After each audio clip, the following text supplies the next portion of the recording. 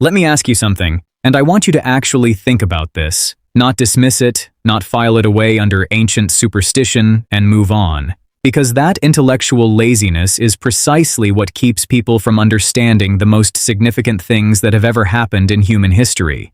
What if the most powerful object ever constructed by human hands was not a nuclear weapon, not a supercomputer, not a satellite capable of seeing your face from space?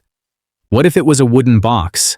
A box built in the desert by a people with no empire, no standing army worth speaking of, no geopolitical significance whatsoever. A box that stopped rivers, collapsed city walls, sent plagues through enemy territories, and killed a man who touched it with genuinely good intentions. What if that box existed? What if it wasn't legend?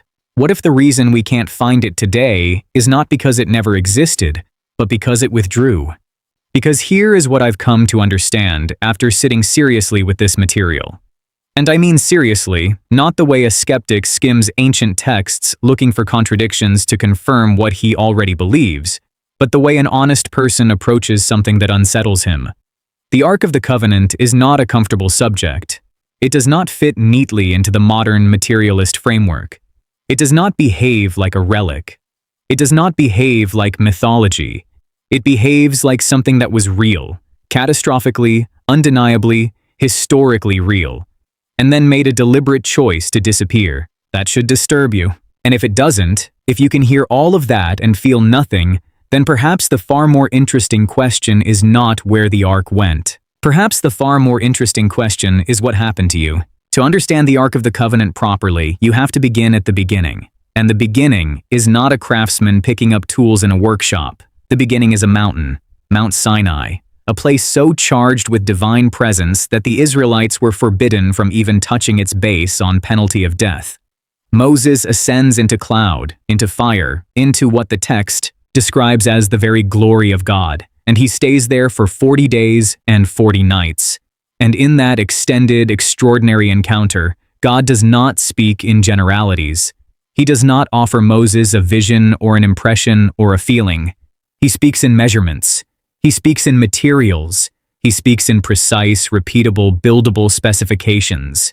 2.5 cubits long, 1.5 cubits wide, 1.5 cubits high, acacia wood, pure gold overlay inside and out, a golden molding around the rim, 4 golden rings at the 4 corners, 2 poles of acacia wood, overlaid with gold, inserted through the rings for carrying. This level of specificity is deeply intentional. When God dictates the dimensions of a sacred object, he is communicating something far beyond carpentry. He is communicating that the divine order has a structure, and that structure can be translated into physical reality. The Ark was not a human artistic interpretation of holiness. It was not a cultural artifact that evolved over generations. It was a download from the transcendent realm into the material world, and that changes everything about how you approach it. Every measurement carried weight. Every material carried meaning. Acacia wood, incorruptible, dense, resistant to decay, was not chosen arbitrarily. Gold, the most pure and untarnishable of metals, was not chosen for aesthetic luxury. These were theological choices dressed in material form. The fact that the interior was lined with gold just as the exterior was suggests something profound, that the inside and outside of a holy thing must be consistent. There is no holiness that is only surface deep. The blueprint being divine rather than human also established something critical about ownership. This was not Israel's ark in any possessive sense. Israel was the custodian, not the creator. They did not design it, and therefore they could not redesign it. They could not modify it, improve it, or adapt it to their preferences. It came from outside the human framework entirely, and that origin determined its absolute authority over every human who came near it. There is a tendency in modern thinking to separate the sacred from the skilled, to imagine that spirituality lives in prayer and meditation, while craftsmanship lives in workshops and technical manuals. The story of Bezalel demolishes that separation entirely. Bezalel ben Uri, of the tribe of Judah, was not selected because he submitted the best proposal or demonstrated the most impressive portfolio. He was named by God directly before the work began. God says to Moses in Exodus 31, "See, I have called by name Bezalel."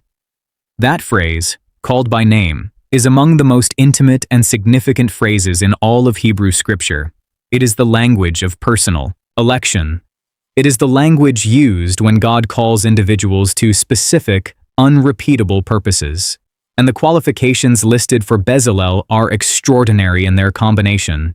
He was filled with the Spirit of God, with wisdom, with understanding, with knowledge in all kinds of craftsmanship, to make artistic designs, to work in gold, silver, and bronze, to cut and set stones, to work in wood. This is not a job description. This is a portrait of a complete human being, one in whom the spiritual and the technical have been unified into a single, functioning whole. What this tells us is that the ark could not be built by just anyone who was technically capable. Technical capability was necessary, but not sufficient. The builder had to be spiritually aligned with what he was building. He had to carry within himself the same quality of consecration that the object itself would hold. You cannot build a vessel for divine presence if you yourself are not oriented toward the divine. This is a principle that echoes far beyond ancient Israelite craftsmanship. It speaks to something universal about the relationship between the inner life of a maker and the quality of what they make. The ancient world understood intuitively what modern manufacturing has largely discarded, that objects carry the spirit of those who made them. A building designed with genuine care feels different from one designed cynically for profit. A meal cooked with attention and love tastes different from one assembled mechanically. The ark was the supreme expression of this principle. God did not merely commission a product. He chose a person, filled that person with his own spirit, and then worked through that person to produce something that would serve as the intersection point between heaven and earth. Bezalel was not a contractor. He was an instrument. And recognizing that distinction changes how we understand not only the ark's construction, but the entire ancient Israelite theology of sacred work. Modern people are accustomed to thinking of religious objects as symbolic, as things that represent something without actually being that something. A cross represents sacrifice. A menorah represents light and perseverance. We are comfortable with representation. What we are deeply uncomfortable with is the ancient claim that a physical object could simultaneously be a throne, a storage vessel, and a communication device, not symbolically, but actually and literally. Yet that is precisely what the ark was, and to reduce it to symbol is to fundamentally misread the ancient Israelite worldview. The mercy seat, the Kapareth, that solid gold lid with the two hammered gold cherubim facing each other with wings spread upward, was not decorative. It was a throne. It was the earthly throne of the God of Israel. In the ancient Near Eastern world, cherubim were not the chubby winged infants of Renaissance painting. They were powerful, hybrid, terrifying creatures, combinations of human, lion, eagle, and ox, that served as the guardians and throne-bearers of divine royalty. Every major deity in the ancient Near East had a throne flanked by cherubim. The ark's design placed Israel's God directly within that visual and theological language, while simultaneously distinguishing him from all others, because unlike the gods of Egypt or Babylon, Israel's God had no image. The space between the cherubim was empty. The throne was real, but the one seated on it was invisible, uncontainable, beyond all representation. This was a radical theological statement embedded in the architecture of a golden box. Simultaneously, the ark functioned as a container. Inside it rested the two stone tablets of the covenant, the 10 Commandments. Aaron's rod that had budded and produced almonds overnight, demonstrating God's choice of the Aaronic priesthood. And a golden jar, containing manna, the miraculous bread that had sustained an entire nation through 40 years of wilderness wandering. These were not merely historical artifacts, they were living testimonies, physical objects that carried within them the memory and proof of divine intervention. The ark held the law, the confirmation of rightful authority, and the evidence of supernatural provision. the three foundational pillars of covenantal civilization. And then there was the communicative function. God said to Moses explicitly, "There I will meet with you, and from above the mercy seat, from between the two cherubim that are on the ark of the testimony, I will speak with you." This was not metaphor. Moses went to the tent of meeting, approached the ark, and heard the voice of God speaking to him from between the cherubim. The ark was a portal, a point of genuine contact between the divine and the human, a place where the infinite compressed itself into conversation with the finite. Three functions, one object: throne, container, communicator. This multiplicity was not a design flaw or a theological confusion. It was a reflection of the fact that the God who dwelt above the ark was simultaneously king, covenant maker, and ever-present speaker. People who encounter the Ark of the Covenant through popular culture, through films, through casual references, tend to understand it as something powerful but distant, something that belongs to the ancient world in a safely contained way. What the actual biblical record presents is far more unsettling.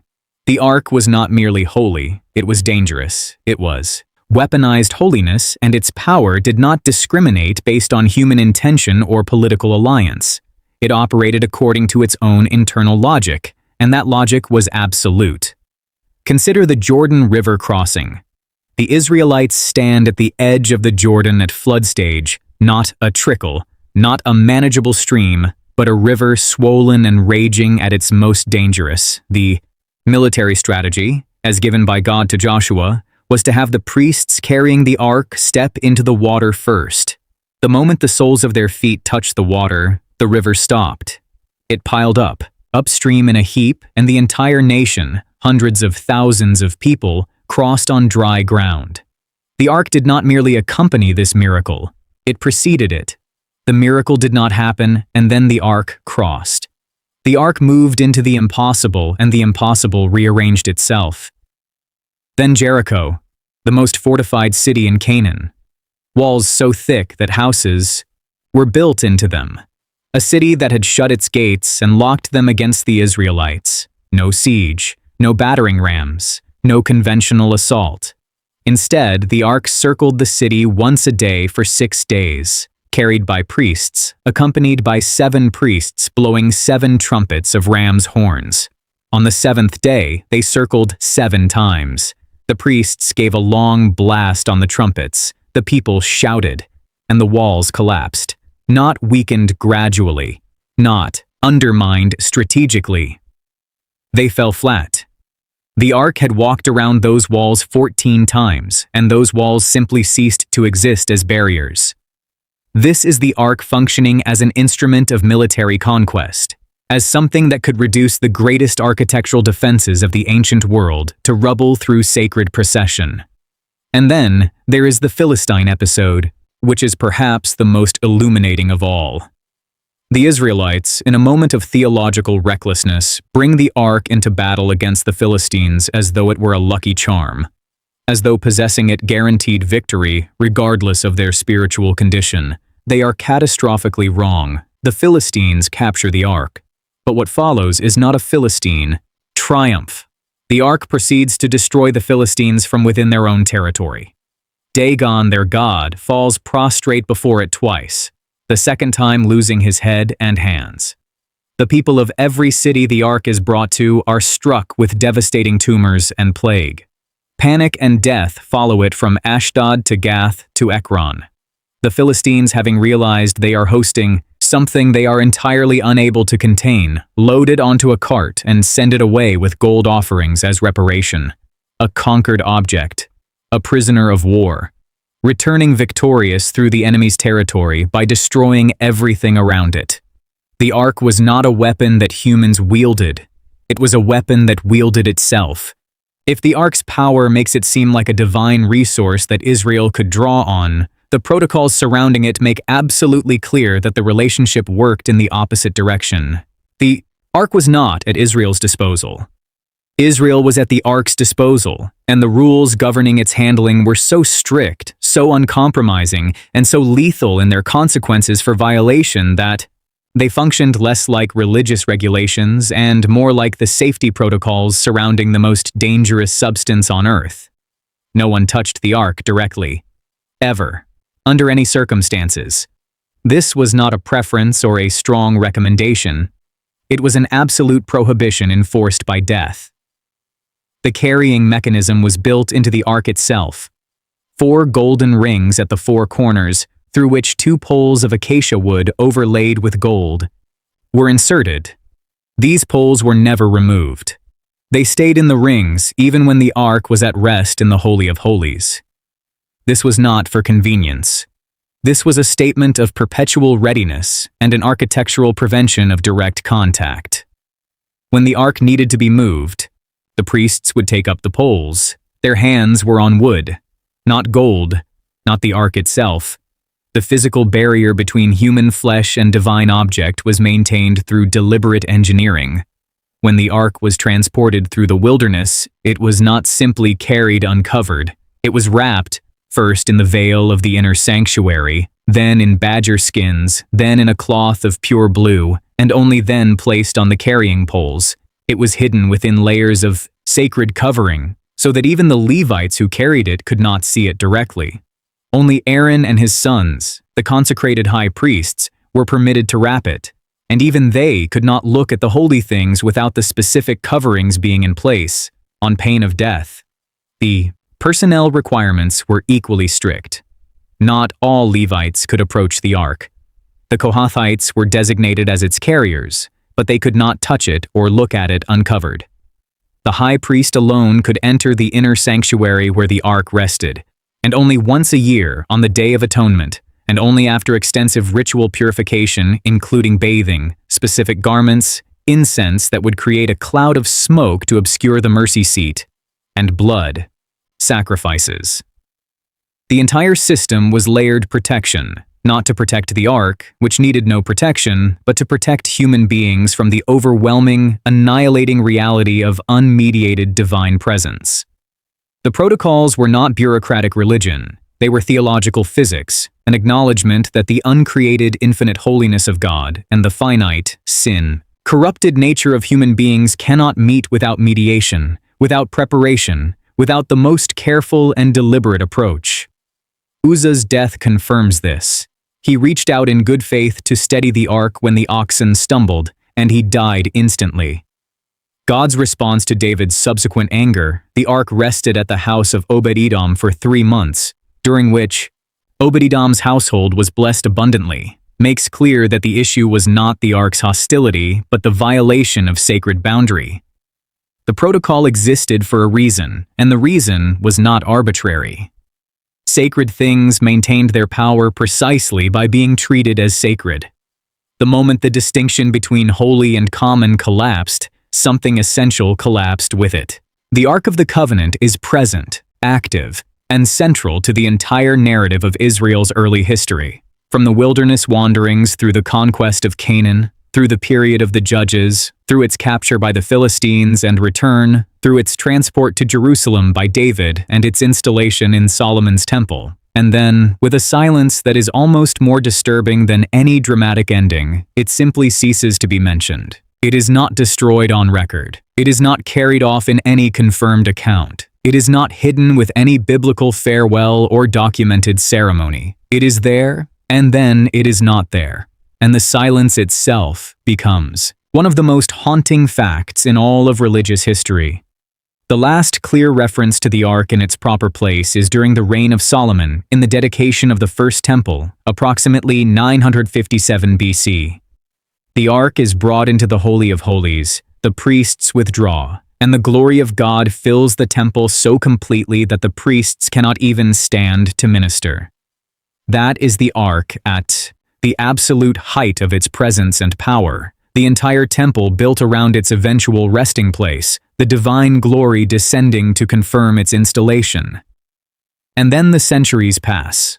Josiah, the great reforming king of Judah in the 7th century BC, issues instructions to the Levites to return the Ark to the temple. a reference that some scholars interpret as suggesting it had been moved or removed temporarily during the reigns of corrupt kings who had allowed pagan worship in the temple precincts. And then Babylon comes. Nebuchadnezzar's forces destroy Jerusalem and the temple in 586 BC. The Book of Kings and Chronicles carefully record the temple treasures that were taken: the gold and silver vessels, the bronze pillars, the bronze sea. The ark is not listed among what was taken. This is remarkable. If the Babylonians had taken it, it would have been among the most significant prizes of the conquest. Its absence from the inventory of captured treasures suggests either that it was hidden before the Babylonian entry into the temple, that it was taken under different circumstances not recorded, or that it had already been removed by other means. The theories that have emerged over the subsequent millennia are numerous, and each carries its own archaeological and theological weight. The